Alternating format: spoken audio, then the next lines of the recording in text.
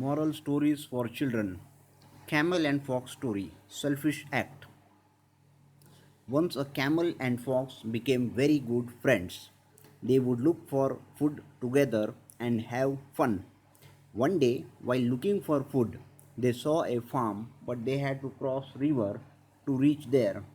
Camel knew how to swim, but fox didn't. So Camel said, "You can climb on my back and I will carry you across river."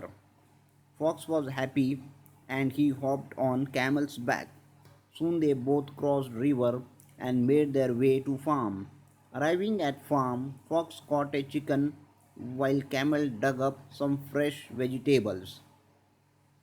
Fox quickly gobbled up his chicken, but Camel was slow with eating his vegetables. Despite seeing that, Fox said, "My friends, when I finish eating, I am accustomed to singing, now I shall sing." Camel got scared and said, "Don't sing yet. I haven't finished eating vegetables, and if you sing now, farmer will hear you and we will be in trouble." Fox didn't listen to him and started singing. Hearing it, farmer came out running with a very large stick. Fox was small and quickly ran away, but Camel was slow and received many blows on his legs and back before being able to escape from farmer. When Camel came back to river, Fox was waiting for him.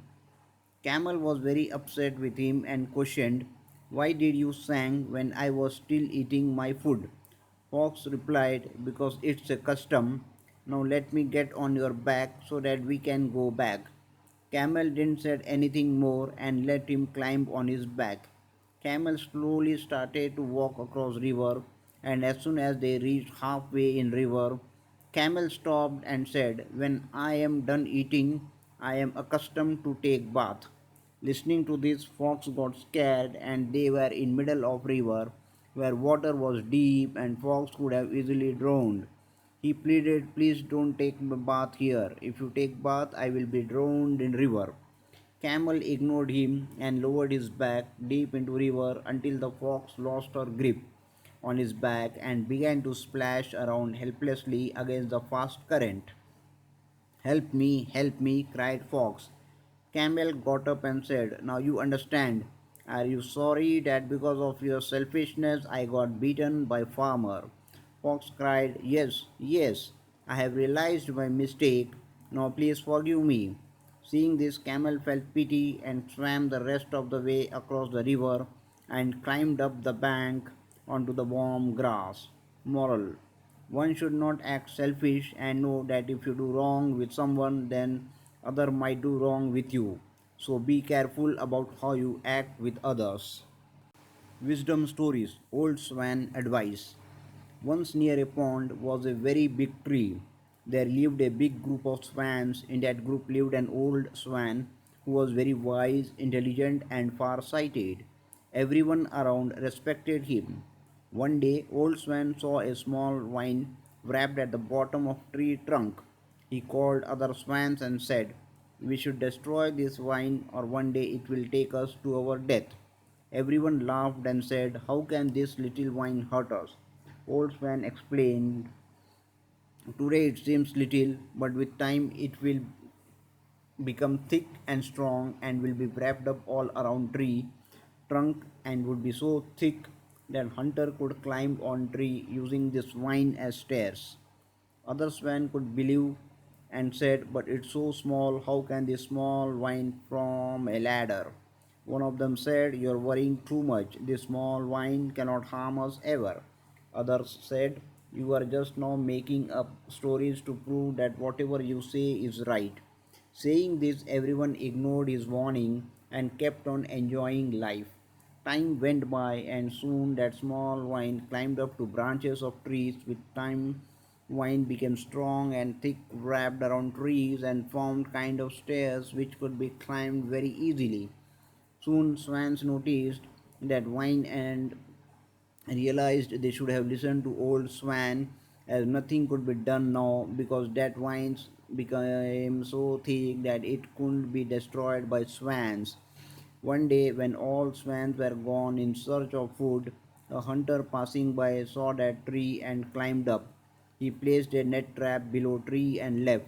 When swans returned, they got stuck in that net and started fluttering their wings trying to get out that trap, but they were stuck and couldn't get out.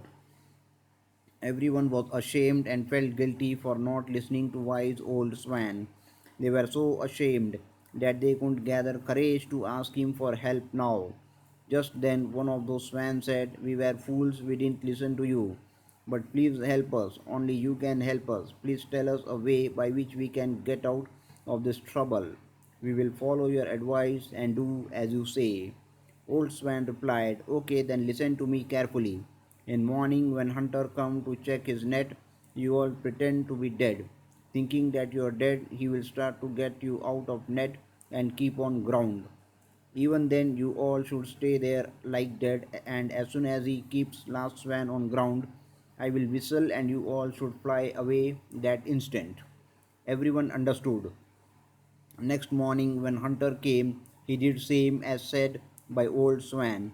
Thinking of those swan dead, he kept all of them on ground, and as soon as old Swan whistled, they all flew away.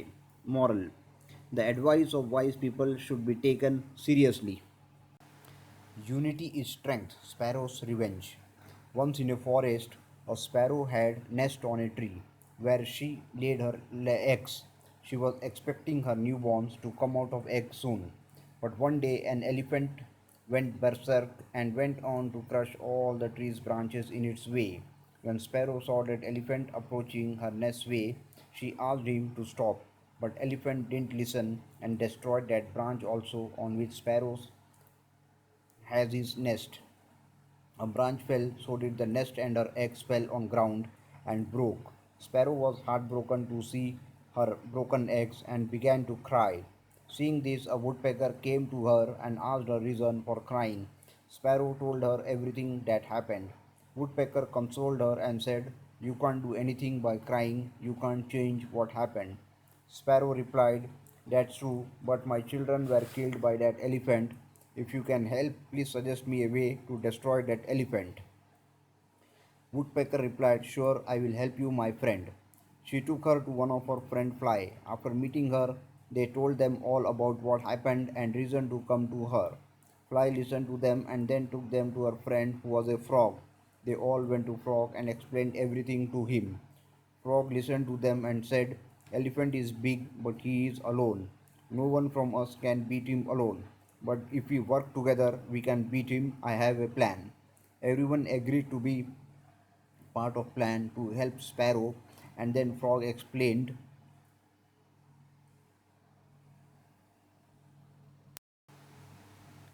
them the plan. When the sun is scorching, Fly would buzz in his ears. When he closes his eyes in sheer ecstasy, the woodpecker's task would be to peck his eyes and make him blind. In this scorching summer, he will certainly search for water, but being blinded already, he will not be able to do so. I will then sit on the edge of the nearby pit and croak at the top of my voice. When the thirsty elephant hears me, he will think that there is a pond or lake nearby and follow my voice. And when he does so, he will fall into the pit and perish. This way, we can avenge the death of the sparrow's children. Next day, everyone executed their part successfully, and as a result, elephant fell into muddy pit and was severely wounded. Moral: even the low and humble achieve results when they work together.